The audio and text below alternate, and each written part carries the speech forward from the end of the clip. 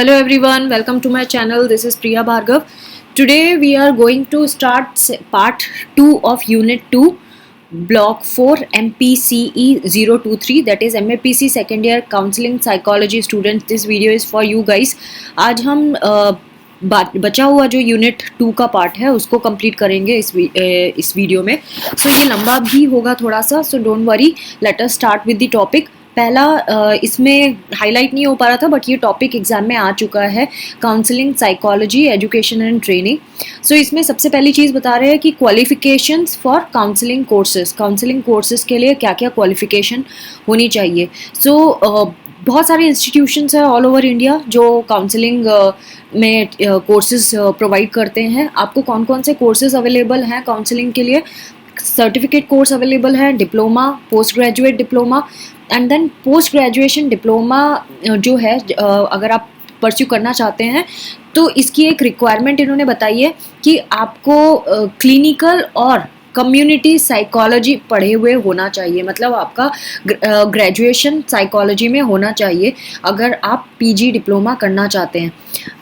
Again अगर हम बात करें एडमिशन की कि आपको अगर डिप्लोमा कोर्स में एडमिशन चाहिए तो आपको डिप्लोमा कोर्स किस चीज़ का? Guidance and counselling. अगर आपको डिप्लोमा करना है गाइडेंस एंड काउंसलिंग में तो आपको जो इंस्टीट्यूशंस हैं, जो बेसिक रिक्वायरमेंट आपकी चाहिए है वो क्या होना चाहिए? या तो आपने बैचलर्स डिग्री होम साइंस में की हो, या बीएड किया हो, या बैचलर्स इन आर्ट्स किया हो, ह्यूमैनिटीज़ लेके किया हो, तो आप एलिजिबल होते हैं डिप्लोमा प्रोग्राम करने के लिए. किसमें? गाइडेंस एंड काउंसलिंग के लिए.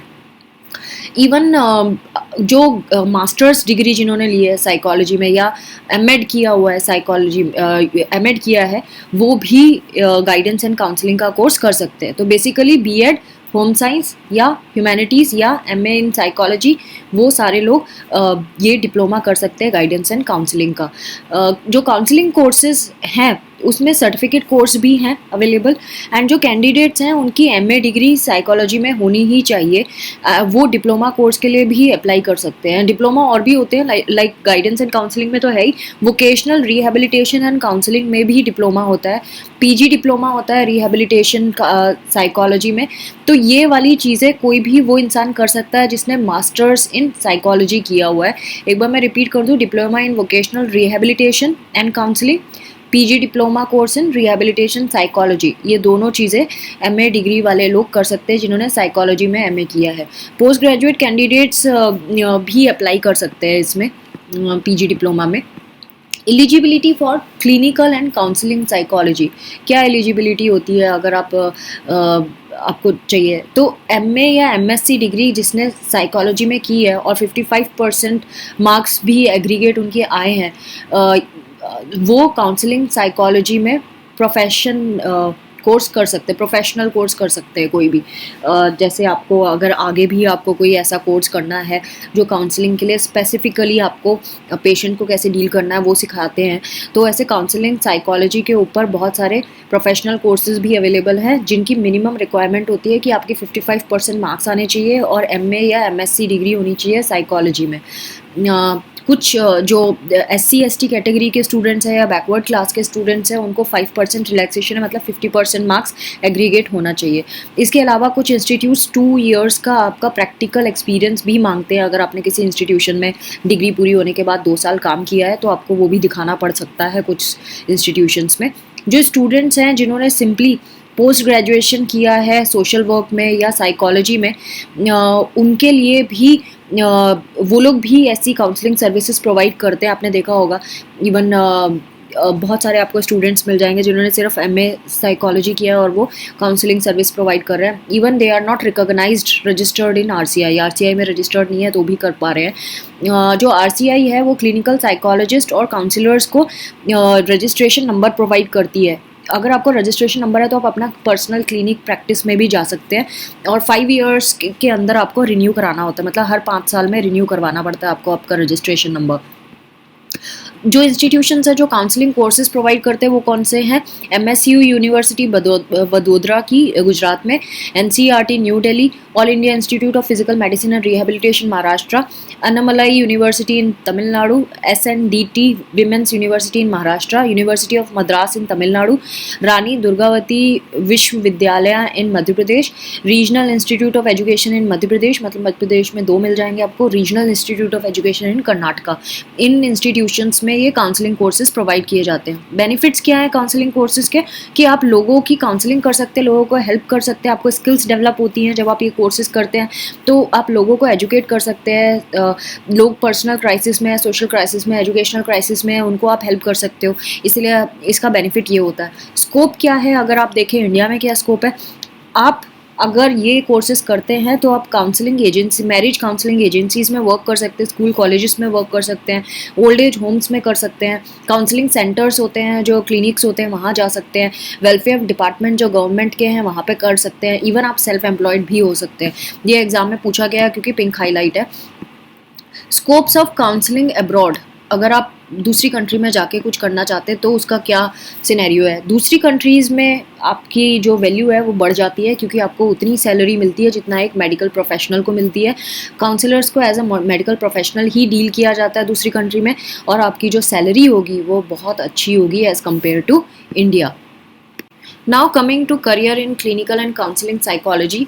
इसमें करियर बनाने के लिए सबसे पहली चीज़ जो क्लिनिकल साइकोलॉजिस्ट के लिए रिक्वायर्ड है वो है आप काइंड होने चाहिए, आप कंपैशनेट होने चाहिए, आपको दया होनी चाहिए दूसरों के लिए, आप रियल होने चाहिए। आपका जो प्रोफेशन है इसमें बहुत ज़रूरी है कि आप सामने वाले की प्रॉब्लम को समझें और उसको सॉल्व करने की कैपेबिलिटी रखते हो अपनी काउंसलिंग के थ्रू। आपकी ह्यूमन माइंड को लेकर अच्छी अंडरस्टैंडिंग होनी चाहिए और किस तरह से ह्यूमन माइंड में मिस्ट्रीज़ होती हैं वो आपको आइडिया होना चाहिए। जो काउंसलिंग है उसमें तरह तरह के आपको प्रॉब्लम्स हैंडल करने होते हैं आपके क्लाइंट के, जैसे स्ट्रेस से रिलेटेड, मेंटल हेल्थ से रिलेटेड। तो ये पेशेंट कभी कभी इतने मुश्किल होते हैं जिनकी इतनी एबनॉर्मल मेंटल हेल्थ होती है, उनके ऐसे बिहेवियर होते हैं जिसके लिए एक पेशेंस होना बहुत ज़रूरी है आपके अंदर एक ठहराव होना बहुत ज़रूरी है।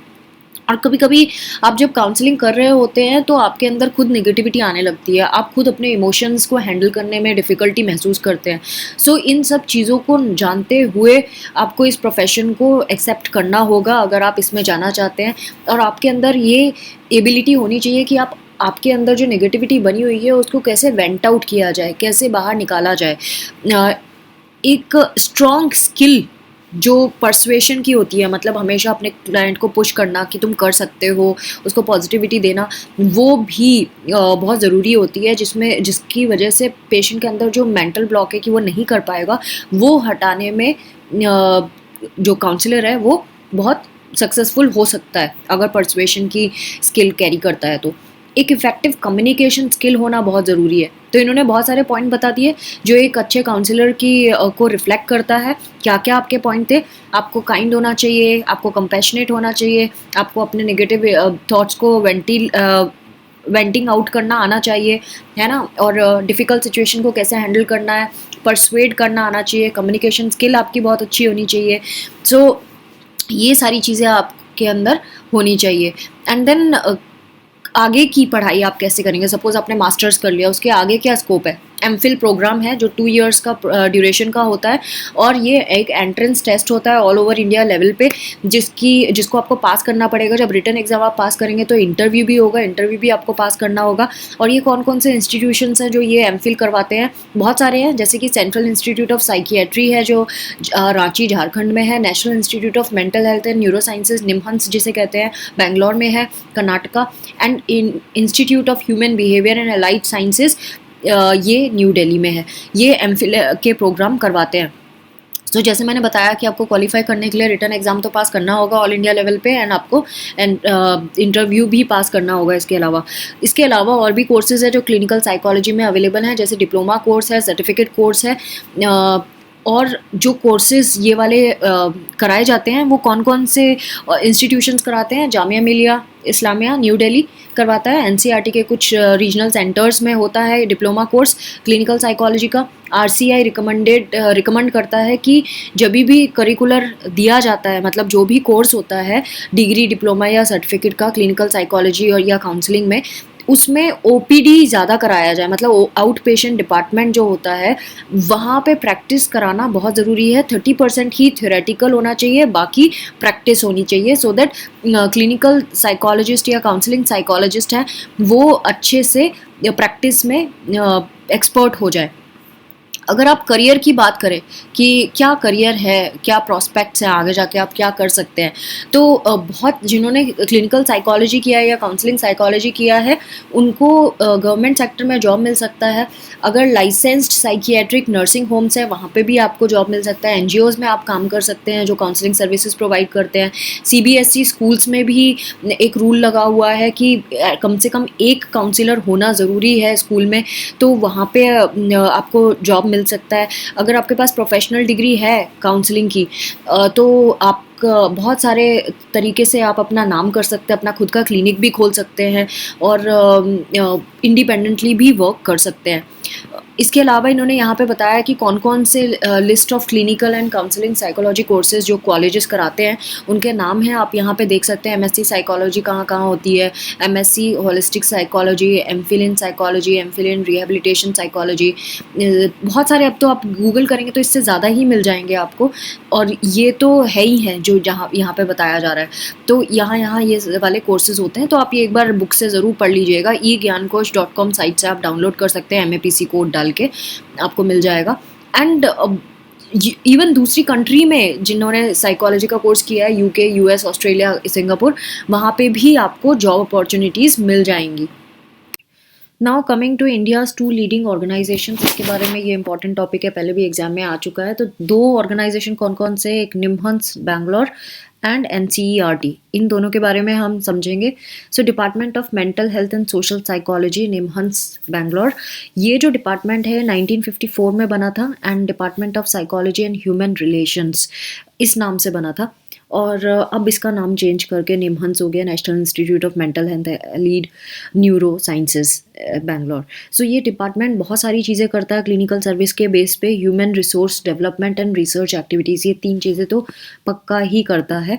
और इसमें अगर आप फैकल्टी की बात करें तो 18 फैकल्टी मेंबर्स हैं, 1 सीनियर साइंटिस्ट ऑफिसर होते हैं, 2 जूनियर साइंटिफिक ऑफिसर होते हैं, 6 क्लिनिकल साइकोलॉजिस्ट और एक टीचर होते हैं जो मेंटली चैलेंज्ड पर्सनस के लिए एम्प्लॉयड होते हैं। सो बहुत सारे साइकोलॉजिकल इंटरवेंशन सर्विसेज हैं जो ये प्रोवाइड करता है एडल्ट, चिल्ड्रन और एडोलेसेंट्स के लिए, कपल्स के लिए, फैमिलीज़ के लिए। और इनके अप्रोचेस जो है जो यूटिलाइज करते हैं इंटरवेंशन के दौरान, इंटरवेंशन मतलब ट्रीटमेंट के टाइम पे, तो वो उसमें supportive, cognitive behavioural, emotion focused, interpersonal, brief, dynamic, ये सब आप पढ़ सकते हैं। इसमें बहुत सारी चीज़ें बताई हैं, marital and family therapies, humanistic existential therapies, behaviour modification, rehabilitation, cognitive retraining, ये वाली सर्विसेज होती हैं। और इंडिविजुअली टेलर्ड होते हैं, मतलब जैसा पेशेंट आएगा उसकी प्रॉब्लम के अकॉर्डिंगली वो वैसी सर्विस प्रोवाइड कर देते हैं। और ये डिपार्टमेंट जो है ये बहुत सारे मेंटल हेल्थ एजुकेशन और अवेयरनेस और ट्रेनिंग प्रोग्राम भी अलग अलग स्कूल्स और मैनेजमेंट प्रोग्राम्स, ये वाली चीज़ें भी करते हैं अलग अलग जगह पे जा जाके। जो भी कम्युनिटी, टारगेट कम्युनिटी होती है जहाँ उनको करना है, पेरेंटिंग स्किल सिखाना, कैसे काउंसलिंग स्किल्स होती हैं उनके लिए ट्रेनिंग देना, ये भी करते हैं। चाइल्ड और एडोलेसेंट साइकोलॉजिकल सर्विसेज भी प्रोवाइड कराई जाती है जहाँ पे बच्चों की कॉग्निटिव फंक्शंस को असेस किया जाता है, अटेंशन कैसी है, अटेंशनल स्किल्स के ऊपर उसको भी टेस्ट किया जाता है, intellectual ability, memory, specific learning abilities, disabilities, वो सारी चीज़ें ये लोग टेस्ट करते हैं। Self concept, stress, interpersonal relations, fantasy life, ये सारी चीज़ों के ऊपर भी ये असेसमेंट करते हैं। इसके अलावा इंटरवेंशन भी प्रोवाइड करते हैं, प्ले थेरेपी, आर्ट, नरेटिव, तरह तरह की जो थेरेपीज़ हमने पढ़ी है, साइकोथेरेपी, इंडिविजुअल पेरेंटल काउंसलिंग, ये सारी चीज़ें। ऑटिज़म और मेंटल रिटार्डेड जो आते हैं या लर्निंग डिसेबिलिटी के जो बच्चे आते हैं या एडल्ट भी जो होते हैं ADHD के शिकार होते हैं, उन सब के ऊपर भी ये काम करते हैं। कंडक्ट डिसऑर्डर होता है, कंडक्ट एंड अपोजिशनल डिफाइंड डिसऑर्डर हमने पढ़ा है, उसके बारे में भी ये इसके भी काम करते हैं। तो बहुत तरह तरह के जो बिहेवियरल इंटरवेंशंस है, वो इमोशनल बिहेवियरल प्रॉब्लम्स है, उसके ऊपर भी काम करते हैं। तो ये आपको एक बार ही पढ़ना होगा, सारा कुछ जितना भी हमने सिलेबस में पढ़ा है वो सारा कुछ यहाँ पे कराया जाता है। साइकोलॉजिकल सर्विसेज भी प्रोवाइड की जाती हैं, वर्कशॉप्स कराई जाती हैं, टीचर्स एकेडमिशियंस जो होते हैं साइकोलॉजिकल उनकी अगर कोई प्रॉब्लम है उसके ऊपर भी काम किया जाता है, प्रोग्राम्स चलाए जाते हैं। बहुत सारी सर्विसेज हैं जो सब्सटेंस अब्यूज़ के ऊपर हो गई, उसके ऊपर भी इनकी इंटरवेंशंस होती हैं। एंड बहुत सारे न्यूरोसाइकोलॉजिकल असेसमेंट्स भी होते हैं, जिस इंटरवेंशंस भी होते हैं। Family therapy, parental counselling, cognitive training, yoga, ये सारी चीज़ें भी सिखाई जाती हैं। फैमिली साइकेट्री सेंटर भी है इनके पास, जो कपल्स एंड फैमिलीज़ को आगे रिफ़र करने का भी काम करते हैं। आगे कहीं और सेल्फ रिफ़र्ड भी पेशेंट इनके पास आते हैं और कहीं से रिफ़र होके भी आते हैं। तो इन पेशेंट आउट पेशेंट दोनों ही इनके पास अवेलेबल है सर्विसेज, और बहुत स्ट्रक्चर्ड होता है इनका सारा जो भी प्रोग्राम होता है। तो ये मैंने शॉर्टकट में बताया, आप एक बार रीड करेंगे तो आपको समझ आ जाएगा। NCERT की बात करें तो NCERT बेसिकली स्टैब्लिश जब किया था तो इनका मेन एम था कि ये एजुकेशन एकेडमिक सपोर्ट प्रोवाइड करेंगे स्कूल की एजुकेशन की क्वालिटी को इम्प्रूव करने के लिए इंडिया में। तो इसमें अगर आप देखेंगे इसका सिंबल जो है उसमें 3 स्वान है जो इंटरट्विन्ड है, आपस में ऐसे अटैच्ड हैं। तो 3 एस्पेक्ट्स बेसिकली रिप्रेजेंट करते हैं ये तीनों। एक है रिसर्च एंड डेवलपमेंट, दूसरा ट्रेनिंग एंड तीसरा एक्सटेंशन। इन तीनों के लिए वो 3 स्वान है। एंड इनका ऑब्जेक्टिव यही है कि क्वालिटी ऑफ स्कूल एजुकेशन को इम्प्रूव करना। तो एक्टिविटीज़ जो ये करते हैं NCERT प्रोवाइड कराते हैं, वो करिकुलम में डेवलपमेंट करना, text books and instructional materials में डेवलपमेंट करना, ट्रेनिंग देना ऐसे लोगों को जो वहाँ पे काम कर रहे हैं, रिसर्च करना कि एजुकेशन को और कैसे बेहतर कराया जाए। Department of counselling and guidance इनका एक डिपार्टमेंट है NCERT का, जो क्या कराता है, जो एजुकेशन को इम्प्रूव कराने के लिए, इसकी क्वालिटी को इम्प्रूव कराने के लिए education psychology and counselling and guidance इनको जो प्रोवाइडर्स हैं उनको प्रोवाइड किए जाते हैं, so that elementary, secondary and senior secondary level पे इम्प्लीमेंट किया जा सके जो भी ये चेंजेस चाहते हैं एजुकेशन सिस्टम में। तो department of education psychology, counselling and guidance जो है ऑफ NCERT उसको हैंडल करता है। ये research development and training activities में भी इन्वॉल्व हैं, किसके ऊपर, काउंसलिंग एंड गाइडेंस के ऊपर। और देखते हैं कि आइडेंटिफाई भी करते हैं और डेवलप भी करते हैं टैलेंट्स को, बिहेवियर टेक्नोलॉजी के ऊपर काम करते हैं, सिलेबस कैसा होना चाहिए, मटेरियल, इंस्ट्रक्शनल मटेरियल कैसा होना चाहिए। प्रोजेक्ट एंड प्रोग्राम्स जो हैं उनका एम यही होता है कि वो सेल्फ एक्चुअलाइजेशन कराएं लर्नर्स को, उनके उन एस्पेक्ट्स को देखें जहाँ पे उनकी पोटेंशियल्स नज़र आती हैं, कैसे वो प्रॉपर फंक्शन कर सकते हैं। और जो नेशनल पॉलिसी ऑफ एजुकेशन है NPE, और उसको रिकमेंडेशन भी देते हैं कि क्या क्या और आगे डाला जा सकता है। NCERT जो है वो 8 कंस्टिट्यूएंट यूनिट्स हैं जो इसके लिए काम करती हैं। National institute of education NIE जिसे कहते हैं, फिर CIET जिसे central institute of educational technology कहते हैं, दिल्ली में भी है ये, और Pandit Sunderlal Sharma central institute of vocational education, ये भोपाल में है। 5 रीजनल इंस्टीट्यूट्स ऑफ एजुकेशन है जो अजमेर, भोपाल, भुवनेश्वर, मैसूर एंड शिलोंग में आपको मिल जाएंगे। तो इसमें 600 मेंबर्स हैं फैकल्टी में जो बहुत ट्रेंड है। International diploma course in guidance and counselling, ये इसमें ये बताया हुआ है कि जो इंटरनेशनल डिप्लोमा कोर्स है गाइडेंस एंड काउंसलिंग का, ये NCERT ने DEPFE के साथ मिलकर किया के through in service school teachers की ट्रेनिंग के लिए बनाया गया है। टीचर एजुकेटर भी इस कोर्स को कर सकते हैं, एजुकेशनल एडमिनिस्ट्रेटर्स भी कर सकते हैं, अनट्रेंड गाइडेंस पर्सनल हैं वो भी इस कोर्स को कर सकते हैं। डिप्लोमा कोर्स है और बहुत साल से ये चला आ रहा है। और इससे क्या होता है कि उनको ये इस तरह से इसको रीडिज़ाइन किया गया है कि पहले तो वो जैसा एक ही जगह पे किया जाता था, अब इस कोर्स को इस तरह से कर दिया है कि आप डिस्टेंस एजुकेशन हो गया है, ऑनलाइन होता है, थोड़ा सा फेस टू फेस मोड होता है। तो इस तरह से इस कोर्स को किया जा सकता है। जो मेन एम है कोर्स का वो ये है कि in service teachers, teacher educator, educational administrator, untrained guidance personal जो हैं उनको गाइड किया जा सके, सो दैट ये स्टूडेंट्स की अच्छे से काउंसलिंग कर सके, उनको गाइड कर सके एंड उनको ये बता सके कि आगे अपॉर्चुनिटीज़ क्या है। अपना जो डिफरेंट कल्चर्स से आ रहे हैं उनके साथ जब ये मिलके ये लोग कैंडिडेट्स इस कोर्स में पार्टिसिपेट करते हैं तो एक दूसरे के कल्चर को सीखते हैं और इंटरनेशनल अंडरस्टैंडिंग इनको समझ में आती है। हार्मनी एंड पीस के बारे में ये लर्न करते हैं इस कोर्स के दौरान और यही चीज़ फिर वो अपने स्टूडेंट्स पे भी इम्प्लीमेंट करते हैं और उनको सिखाते हैं। Now last topic is counselling psychology and overview. Counselling psychology की एक अलग से स्टैब्लिश्ड कोई ब्रांच नहीं है अभी तक एंड इसीलिए इसकी फॉर्मल सेंस में आप ये नहीं कह सकते जैसे क्लिनिकल का आरसीआई हैंडल करता है वैसा इसका कोई इंस्टीट्यूशन नहीं है, कोई हेड नहीं है जो काउंसलिंग साइकोलॉजी के ऊपर वर्क करता है। तो वैसे तो हमारे अगर मनोविद्या करके पुराने हमारे एंसेस्ट्रल बुक्स में इसके बारे में बहुत कुछ बताया हुआ है कि कैसे मेंटल हेल्थ को ठीक किया जाता है और जो काउंसलिंग प्रैक्टिसेस में हम अभी यूज़ करते हैं वो हमारे ही पूरे जो पेपर्स हैं, हमारी जो बुक्स हैं प्री एंसेस्ट्रल बुक्स, उसमें भी इसके बारे में ट्रेडिशनल इंडियन साइकोलॉजी के बारे में बताया गया है और टेक्निक्स भी बताई गई हैं। लेकिन एज सच डिस्टिंक्ट कोई आइडेंटिटी नहीं है काउंसलिंग साइकोलॉजी के लिए। सो इसके ऊपर काम करना एंड इसकी क्वालिटी कैसी है उसके ऊपर अभी तक कोई स्ट्रिक्ट वर्क नहीं हुआ है। अभी इसके डेवलपमेंट के लिए काफ़ी चैलेंजेस हैं एंड हमें इसका पूरा आगे काम इसके ऊपर होना चाहिए, ऐसा इनका कहना है। बाकी आप पढ़ेंगे तो आपको समझ आ जाएगा। वैसे as such it is not that important, just for an idea कि क्लिनिकल का जितना अच्छे से है उतना काउंसलिंग के लिए नहीं है एज ऑफ नाउ। तो friends this was all about unit 2। हमने यूनिट 2 आज कंप्लीट कर लिया। आई होप आपको ये वीडियो समझ आया होगा और आपको बेनिफिशियल लगता होगा। अगर ऐसा है तो don't forget to subscribe, like and share my videos to rest of the student. Thanks for watching, take care of yourself, bye bye.